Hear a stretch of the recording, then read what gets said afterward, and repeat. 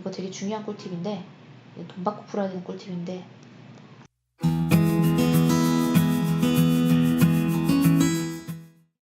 안녕하세요. 입시 읽어주는 여자입니다. 오늘은 부산대학교의 2020학년도 수시모집 요강을 살펴볼 건데요. 사실 부산대학교는 제가 경북대를 굉장히 많이 보내고 있는 것과는 또 다르게 아주 많은 학생들을 진학시키고 있진 못해요.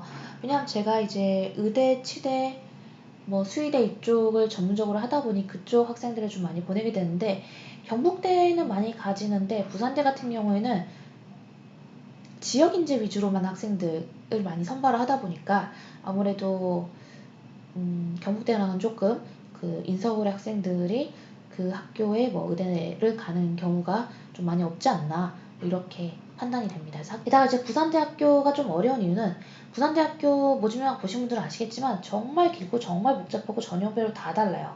그래서 굉장히 좀 고통스러워하다가, 그래도 부산대에 대해서 궁금해하는 그 지방학생들이 많이 있을 것 같아서 이것저것 궁금해할 것 같은 것들을 제가 정리를 해드릴게요. 일단 주요 사항과 전형 요약에서 이런저런 브리핑을 많이 해드려야 될 것 같고, 모집단이랑 모집 인원은 제가 항상 그 배분율에 대해서 얘기를 하죠. 세부 전형별 안내로는 교과와 종합이 있는데, 사실 이제 여기는 좀 지역인재 위주의 선발을 많이 합니다. 어디에서? 교과 전형에서. 그 다음에 종합 전형도 좀 지역인재 위주로 좀 선발을 하는데, 그거에 대해서도 제가 좀 자세하게 설명을 할게요. 보시면 수시 모집 인원이 딱 3,000명에서 3명 모자라네요. 3,000만큼 사랑해라는 표현도 있는데 3,000이면 딱 좋았을 텐데 좀 아쉽네요. 그 다음 네, 그리고 보니까 지금 3,064명에서 한 67명 정도를 감원했네요. 그리고 감원한 학생들은 기본적으로 이제 정시로 뽑겠다라고 이해하시면 될 것 같고요. 그나마 다행인 게 작년에 진짜 힘들었어요, 부산대가. 근데 올해는 2020학년도에는 학생부 종합전형을 좀 일원화해서 좀 그래도 전형별 분석하기가 수월해졌고요. 그다음에 학생부 100% 선발 및 학생부 종합전형 지원 자격 졸업연도 제한 폐지, 이 부분도 제가 대부분 학교가 다 졸업연도 제한 폐지했습니다라고 말씀드렸던 거 기억나실 거예요. 명지대에서 제가 그렇게 얘기했었죠. 논술 전형이 약간명 감소했고요. 지역인재는 약간명 늘었습니다. SW 특기자 전형의 선발 시기가 변경됐어요. 정시 모집 선발하던 SW 특기자를 지금 이제 전컴공학부에 이제 수시 모집에 15명으로 옮겼다. 그렇게 중요한 건 아닙니다. 수시 모집에서만 선발한 모집 단위가 생겼어요. 사범대학, 경제통상대학, 예술대학은 정시에서는 따로 뽑지 않는다고 합니다. 정시 때도 여긴 좀 많이 복잡하더라고요.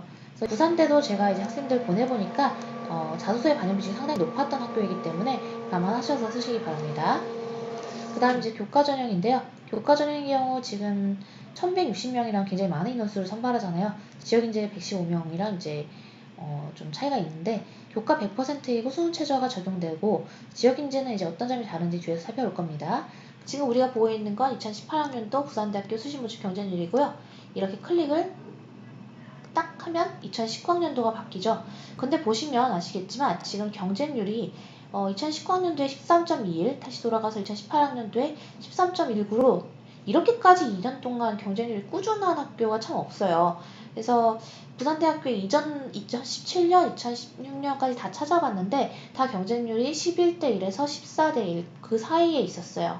그래서 부산대학교는 경년제의 분석이 크게 통하지 않는 학교로 저는 판단이 되었고요. 그다음에 어떤 변동사항이나 인원의 변동치를 고려해서 올해 경쟁률이 어디에 몰릴 것이다, 이런 것에 대한 분석만 가능할 것 같아요.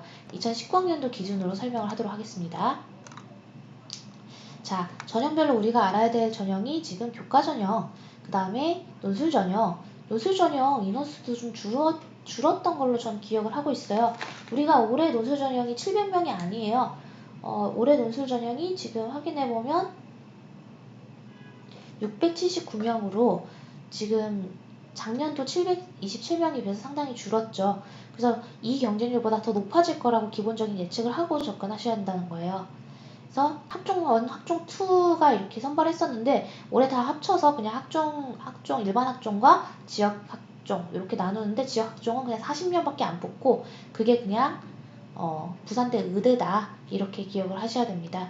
그래서 저는 좀 이 학교가 입학 사정 방식을 좀 바꿔줬으면 좋겠다고 생각을 하는데 경쟁률도 많이 몰리고 해서 아마 부산대 내부적으로는 입학 사정 방식을 바꿔야겠다는 생각 자체를 안 하는 것 같습니다. 일반 학생 경쟁률 살펴보면요. 전체적으로 경쟁률이 특별히 어디가 높았다. 불어불문학과가 높았다. 자, 예를 들어서 여기 지금 몰린 거죠. 불어불문학과에. 그러면 18학년도에 어땠는지 불어불문학과가 몰렸나요? 아니죠. 자, 교과 전형의 경쟁률이 지금 차이가 크게 납니다. 교과 전형 경쟁률이 지금 불어불문학과가 오히려 경쟁률이 6대1밖에 안 됐어요. 그래서 저는 교과 전형을 쓰실 때 되게 유의하셔야 되는 게 막판에 몰리는 곳을 피하셔야 돼요. 막판에 몰린 것이 어디냐? 가장 경쟁률이 낮아 보이는 곳에 사람들이 몰립니다. 그래서 가장 경쟁률이 낮아 보이는 곳은 무조건 피하셔야 합니다. 자, 보세요. 자, 이때 왜 이렇게 경쟁률이 몰렸냐면요. 이때 불어불문학과 일단 인원수를 좀 늘렸고 그 다음에 좀 입결이 낮은 걸로 그 전년도에 확인이 됐었기 때문에 오히려 여기가 만만하다고 생각해서 학생들이 더 많이 몰린 거예요. 그래서 막판에 경쟁률이 낮아서 최종전 경쟁률을 보고 지원했다가 이렇게 큰 참사가 일어나는 경우가 있으니까 조심하시기 바라요. 아시겠죠? 그 다음에 저는 이 언어정보학과를 조금 보시라고 말씀드리고 싶어요.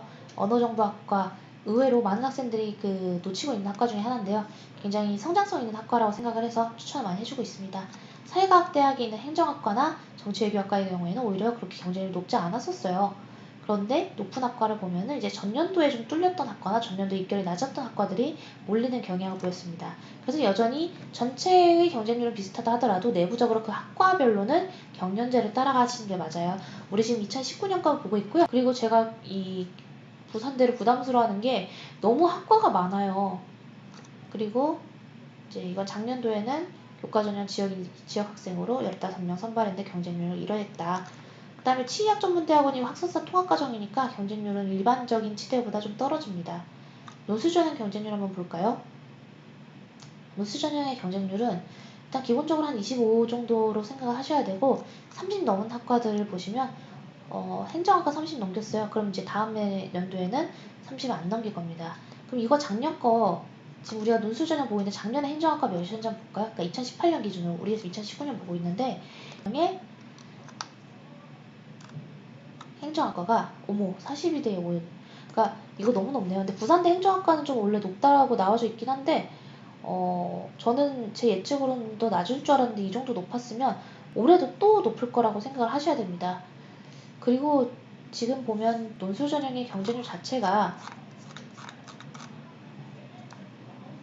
23대 1이었고 2019년에 논술전형의 경쟁률이 24대 1. 그러니까 큰 차이가 없는데 약간 늘었네요. 근데 경쟁률 낮은 학과를 공략하실 때 그냥 비인기 학과라고 쓰시기보다는 저의 꿀팁은 뭐냐면 최종전 경쟁률 기준으로 중간 정도의 경쟁률을 클릭하는 게 나중에 뚜껑 열어봤을 때 최종 경쟁률이 가장 낮은 확률이 높습니다.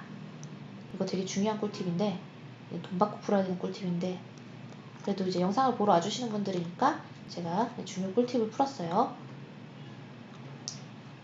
그래서 회사에서 한 수시적 컨설팅은 그런 의미에서 굉장히 큰 도움이 됩니다. 아무리 꿀팁이 많이 있어도 그것을 조합해서 최선의 결과를 만들어내는 건 또 다른 문제거든요.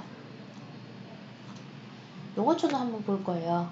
용어촌을 되게 많이 뽑는 100명 이상 뽑는 학교 중에 하나이지만 워낙 과가 많다 보니 모집 인원이 한 명씩이고 그나마 경영학과가 좀 많이 뽑는데 올해 8명 뽑는다고 그랬죠? 작년에도 8명 뽑았네요. 그래서 8명이나 뽑기 때문에 경쟁률이 4.5였던 거죠. 근데 지금 한 명 뽑는 데는 지금 경쟁률 12대 14대 1 이런 식이니까 나보다 뛰어난 단 한 명을 위해서 내 입시가 좌지우지 되는 것을 피하라고 누누이 말씀을 드리고 있습니다. 네, 이제 입결에 대한 분석을 좀 간단하게 해볼게요. 이제 입결과 경쟁률을 같이 보면서 따라오면 좋은데 논술 전형을 다시 한번 보도록 하겠습니다. 논술 전형의 경우는요. 작년에 합격자 계율 평균이 3.84 정도였고요. 이거에 대한 표준 편차는 0.79였기 때문에 논술 전형의 전체적인 합격자의 영역대는 한 3.0에서 4.6 정도까지 볼 수 있을 것 같네요. 그래서 그 정도의 내신 학생들이 가장 많이 합격을 했다는 걸 확인할 수 있고요. 그 다음에 행정학 같은 경우에는 진짜 높았고 경제학부도 되게 높았네요. 경제학부도 논술 전형을 합격한 학생들의 내신이 3.17 정도의 평균을 가졌었어요. 되게 높네요. 그리고 이제 자연계열의 경우는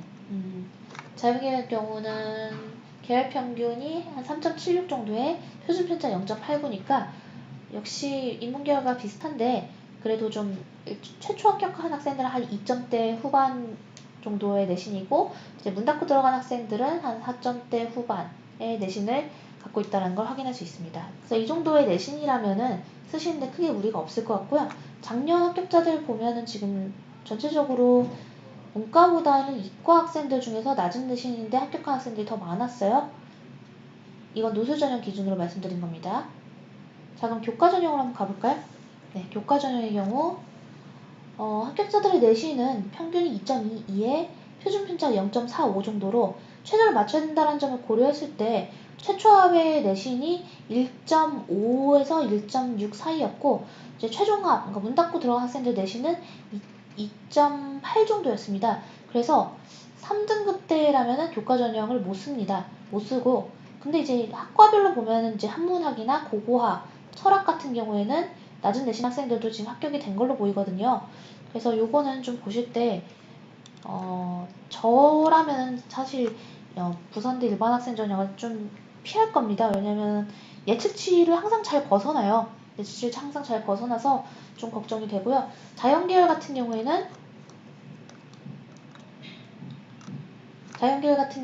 지금 계열 평균은 합격자 계열 평균이 2.71 정도에 표준 편차 0.37이니까 2점대 초반부터 3.1 정도까지가 좀 안전한 그 합격 내신 라인이고요. 최저를 맞추기가 좀 이과 학생들은 더 어렵기 때문에 오히려 이 입결이 그 교과 최저의 경우에는 내려가게 되는 겁니다. 이해되시죠? 자, 그 다음에 학생부 종합 같은 경우에 작년에 1과 2로 나눠져 있었는데 올해는 그냥 하나의 전형으로 합쳤어요. 그래서 이 입결이 크게 의미는 없습니다만 그럼에도 불구하고 대략 예측치를 말씀을 드리면 그러니까 학생부 종합 전형 1과 2의 합격자 내신 성적을 작년 같은 게 비교해보면 2의 경우가 훨씬 낮았어요. 근데 이 낮은 내신 학생들 선발하지 않으려고 하고요. 이제 부산대는 기본적으로 2등급 중반, 후반까지 학생들을 선발하려고 하고 3등급부터는 좀 감점폭이 좀 많아진다라고 생각을 하시면 맞을 것 같아요. 네. 그러면 부산대학교를 준비하시는 분들은 최저에 대해서 좀 자신감이 있으신 분들이기를 기원하고요. 또 부산대 의대를 준비하시는 분들은 지역인재 전형으로만 학종이 된다는 점 기억하시면 될 것 같습니다. 그러면 다음 동영상에서 만나요. 안녕.